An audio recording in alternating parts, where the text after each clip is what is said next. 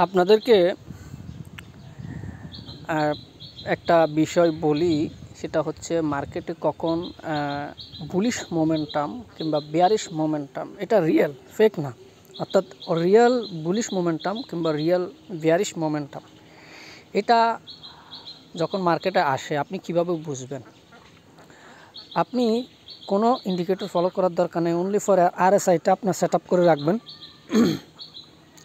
দেন মার্কেটের চার্টটা আপনি ফলো করুন। আপনি দেখবেন মার্কেটের চার্টের মধ্যে যেভাবে প্যাটার্ন হয় ঠিক একইভাবে RSIয়ের মধ্যেও প্যাটার্ন কিন্তু হয়।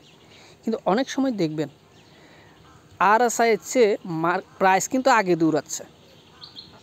যদি RSI স্লোলি আগাচ্ছে, কিন্তু প্রাইস কিন্তু খুব ফাস্ট দৌড়াচ্ছে, তাহলে বুঝবেন এখানে একটা রিয়েল বুলিশ মোমেন্টাম চলে আসছে।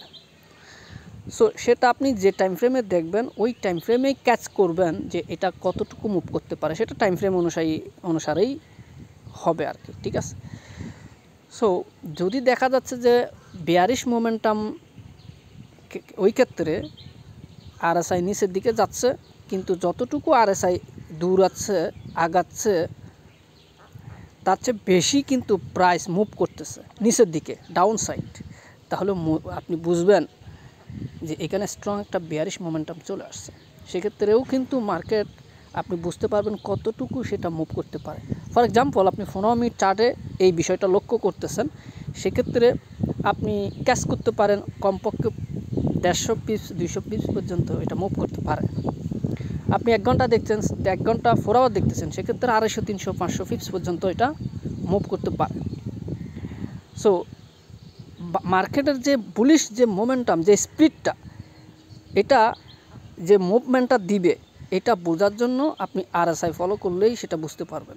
কারণ RSI যখন স্লোলি মুভ করে, প্রাইস কিন্তু তার আগে মুভ করতেছে, প্রাইস কিন্তু হায়ার হাই করে ফেলছে, কিন্তু RSI হায়ার হাই করে নাই। সেক্ষেত্রে বুঝতে পারবেন মার্কেটে একটা বাইং প্রেশার চলে আসছে, এটা মুভ করবে, সেক্ষেত্রে আপনি বাই করতে পারেন। এটা 100% আপনাকে প্রফিট দিবে, অ্যাটলিস্ট 1:1 তো দিবেই দিবে। একইভাবে আপনি বেয়ারিশ ক্ষেত্রেও এই চিন্তাটা আপনি করতে পারেন।